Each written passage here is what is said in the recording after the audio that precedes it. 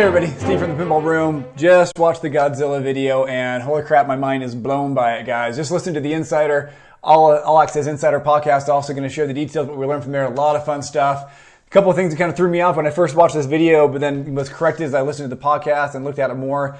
I don't know about you guys, but I just put down money for my first premium pinball machine ever. I'm an operator. I almost always just get pros. Well, I always only get pros. That's all I've ever gotten before, but this thing, man, there's a lot between the Pro and the Premium in this model, and maybe I'm stupid, maybe I'm wasting $2,000. I don't know. You guys tell me, but I think it's going to be worth it. There's a couple of things here, man. I want to play, even on location. I hope they don't break down on me. I think it'll be okay, but Godzilla. I don't know about you. I was never really a huge Godzilla fan growing up. I mean, I watched the shows as a kid. I'm an old guy, and I love watching him fight Mothra and all this stuff, you know, and it was fun, but like when I heard about the title coming out, honestly, it was Keith Elwin's name that got me more interested than Godzilla. I'm like, Godzilla. We've had a Godzilla. It was meh. But Keith, I'm like, all right, Keith always just makes solid games. So what's Keith going to do with it? So I was getting excited. Now that I'm looking at it and seeing the things he did and the hype that's been around it for what they got going on, this looks really fun to me. This looks really fun. It reminds me of a lot of the stuff that all my homebrew buddies and I were working on our pinball machines are always talking about things we wish companies would try, and I wonder what if this is possible. And yeah, there's just there's some stuff in here that I think I just have to have. I mean, all the things they pulled off, it looks really good. Let's dive into it. All right, so the first thing here you see, right, is just this playfield artwork by Jeremy Packer, Zombie Yeti. He's just done an amazing job. Talked in the interview about how he likes how Keith kind of told him, hey, there's not going to be a lot of inserts down on that bottom field. You can kind of do whatever you want with the artwork. And anyway, a couple of interesting things here. The first thing I noticed down here, I was wrong when I first saw this. I'm looking at the in lanes, right? You look at the in lanes. At this angle, I almost thought there wasn't like a right out lane, but there is. But you look at the in lane inserts, it says advanced fighters, light missiles. I'm thinking, well, and there's a bunch of tank inserts. So I'm like, are we also going to have a mode where we're like attacking Godzilla and fighting him? Keith clarified all that in the podcast. No, you are Godzilla. You are always being Godzilla. And most of the time, you walk right up to the machine, and it just says, hey, let's come through and destroy the building for Godzilla multi-ball, right? Damage. You have a damage meter, and you just want to go through and destroy the building. So like he said in the other podcast, most people can walk up and be like, oh, I'm going to break down the building as Godzilla. Okay, I know what to do. I'll start a multi-ball. Yeah, but there's so much more to it. There's 4 primary multi-balls he talked about. He says there's a few more as you get deeper into the game. I love that even on the Pro, we're having all metal, everything. Metal ramps, metal habit trails coming back. We even got the crisscross coming through, but this time it's not all cloudy plastic stuff from Mandalorian. You can see what's going on. And also, there's 3 spinners. Count them. One over here on the left, behind that left upper flipper. One over on the right, in front of Mechagodzilla. And you can't really see it in this shot, but there's one back up there behind in that quick little loop shot, just left of that right ramp. A lot of stuff going on. We only got one pop bumper down here in the bottom right. It's very close to where I was going to put one on my Led Zeppelin homebrew I'm doing. I don't think it's going to fit on mine though. But only one pop bumper. Keith says it actually interacts a lot with the slings, because you know the slings will fire. Sometimes they'll go up kind of higher. Can hit that pop bumper and come slamming back down into the slings or back down your flippers. Can also sometimes help you get the shot into the scoop. Keith sounded a little reluctant, but he's like, yeah, I had to put a scoop in this game. I'm not big on scoop, but this game I had to put a scoop in it. There's just too much going on. He said there's a lot of power-ups you're going to be collecting and things like that. He said I had to have a place where I could stage the ball and you can collect things, etc., and interact with the LCD. If you look at these shots, let's go from right to left. We've got the pop bumper. He says you will have times where you actually need to shoot that pop bumper and interact with it. So that's a shot. We've got the scoop. That's shot number 2 on the right. Then we've got that spinner, which on the Pro is a fixed shot that just does a quick loop right back around behind that scoop. Then you can't see it in this shot. We'll show you now. Just to the right, to the left of that spinner, there's 3 stand-ups where you have to break down the barriers and defenses of Godzilla in order to go through and really attack Mechagodzilla. Okay, and then we've got from the upper left flipper, we've got this not an orbit shot, but this right loop. Then we've got the right ramp. That's a 6 shot that goes up behind, has a horizontal 180 into the building and comes down through, gets diverted. Then we have a shot just to the left of the ramp, so that's 7. Then we've got the center shot with the building.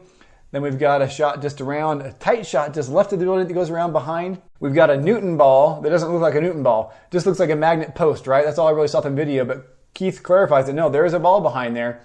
And when you hit that, if you hit it hard enough, you interact with the Newton ball, there's times that will actually activate then the magnet, depending on how hard you hit that. There's also software in the game sometimes the magnet will be triggered automatically just to kind of help the ball whip around certain shots, help stage and set up for that upper left flipper. So there's a lot going on with that. He said he's been playing around with that since Avengers Infinity Quest. Actually wanted it in that game, but didn't really have the time to really nail it all down and perfect it. So he held it over and it's in this game now.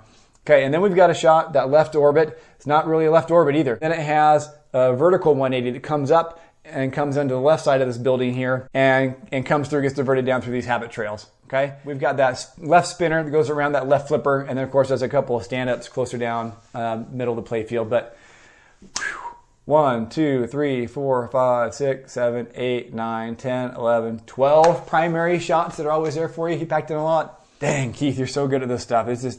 All right, I'm fanboying here a little bit, but I'm really liking what I'm seeing. So let me continue and tell you why. Okay, look at this shot here. So we've got kind of this corkscrew habit trail, all metal. I love the chrome, that's great. And you get to interact with the building. So it's all about these different ways you're coming in and attacking the building. You're coming up through the middle, you're going around the back, coming in from the side, and you're smashing this building down until you can start that Godzilla multi-ball. The reason I decided to go premium, hoping I'm not regretting. Let's keep going on. So you get into the premium here. Here's a screenshot of those shots in front of Mechagodzilla. First off, yes, we have toys. Mechagodzilla is like a toy instead of a plastic. I don't care about that quite so much. Green Godzilla in the back, he's kind of an ugly toy. Like, okay, well, they did the best they could, right? But you notice those stand-ups are in a different place than they were on the Pro. We can see there's actually a spinner in front of Mechagodzilla. So again, that spinner from Pro, before it was fixed and it had a loop. On the Premium, it's on a shaft and it rotates, right? Shaft. So you've got the 3 stand-ups that'll be in front of you, and then after you've beaten down the barriers and defenses against Mechagodzilla, it rotates out of the way about a quarter turn, and then you've got this jump shot that will shoot through the spinner and hit Mechagodzilla, and his magnet can catch the ball. That sounds fun to me. It sounds fun. Is that enough for premium by itself? No, it's not. Okay, but it's cool. All right? You can notice in here we've got different modes from the scoop also, Kaiju Battle, Godzilla power-ups. You can summon an ally. So there's lots of different things you'll be doing with that scoop. But let's keep going. What else do we have here going on in the premium? Well, now look at this. In front of that ugly Godzilla toy, there's a bridge. And you can notice there's like a crack in the bridge. Look at that. The bridge cracks. Apparently they figured out a way to do that with like a single mech, a single coil that tilts those both up and gets the bridge to break. So you can interact, you can bash that bridge until you break it, falls down. That's also really cool. Is that enough for premium? I don't know. It's a slight diversion of the shot, but I don't know about that. Now it just drops down earlier. No. But look at what else is going on here in the center. Look at this giant like Doctor Who type building mech. Now in the Pro, we just had the one shots coming. You had a shot below and the shots coming through the sides. Keith says this is probably the largest ball locking mech ever made. It's like over 6 inches tall, comes within like a ½ inch of the glass, lowers all the way down into the playfield. There's a lot going on here. So each level you interact with differently on the building will redirect your shots a little bit different, I believe. The shot through the center, it goes through and it locks the ball and stages them up on top like this, which again, you say on the Pro, they're staged behind, they spit back out at you, kind of like Groot. Here, it's on top. Is it really that much better to have them be locking on top? Well, then you get the whole cool thing where the building comes all the way down, when the balls spill out onto the play field and it's flat, you've knocked the building down. I'm sorry, that's kind of like Medieval Madness-esque for me a little bit. You're like, you know, the castle's falling down.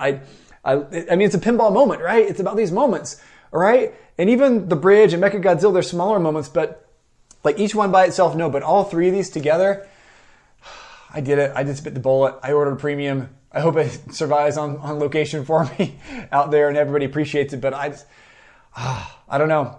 You got me, Keith and Harrison and Jeremy and everybody else like this. Apparently Keith this game was originally going to be George Gomez's game, but between how busy he's been on Insider Connected, and then Keith said he just had to kind of like, you know, wrestle and argue and get it away from George. He finally did because Keith loved Godzilla and really wanted to do this. He says he's watched Godzilla movies, like all of them, for like the last 3 years. That's pretty much all of them memorized. He's been watching so much. Oh, all right. I don't know. You probably had to watch this down on, you know, 3/4 speed because I'm talking so fast. I get so excited, guys. Again, this is not a game that is really dying to go out and buy. I thought I'll wait until it comes out. I've never bought a game before, sight unseen. I just put my order in on this one. Call me crazy. I probably am. Don't tell my wife. But I mean, no matter which version you get, Pro or Premium, you got all metal everything. You've got 3 spinners. You've got an upper left flipper. You've got a building with shots you interact through. Like it's going to be fun no matter what. This just looks like a really fun game. I'm really excited to see the code and see more how it goes. I feel like this could be maybe, I feel like it's set up to maybe be one of Keith's best games as far as from a rule set. As far as You've got some really good approachable things you can just sit down and start bashing and playing and having fun. But then there is still that depth for those more advanced players, all you crazies. I'm not that good. But you know, as far as like, do you collect all the allies? Do you get all the right power-ups? Are you staging all that correctly? And there's so much more depth that you can go through and do. I don't know. Keith does a pretty good job he does a fantastic job on his game so far. I've loved every single one of the games he's put out. I'm not an Iron Maiden fan. I love playing that game. I love Jurassic Park. It's my wife's favorite game. I love Avengers Infinity Quest. It's hard and absolutely just kicks my butt, but I enjoy playing it. The shots are so freaking fun. And now this one. I can't wait to get it. I can't wait to have the building be moving up and down on me and the ball's kicking out and the bridge collapsing. Like, again, it's these pinball moments. I don't know why more companies don't get this. Like, it's all about these pinball moments. I feel like we got some good ones here. All right, guys. I'll stop going off. I'm excited about it. Hopefully you guys are excited about it. Tell me what you think down in the comments. If you think it's going to be, is it worth it for the premium? Are we being stupid? Yes, I know economics right now, I'll probably get my money back. That's not what I'm concerned about. I hold on to my games for quite a while. Rarely do I sell them. Do you think it's worth that much more over the Pro? What do you think?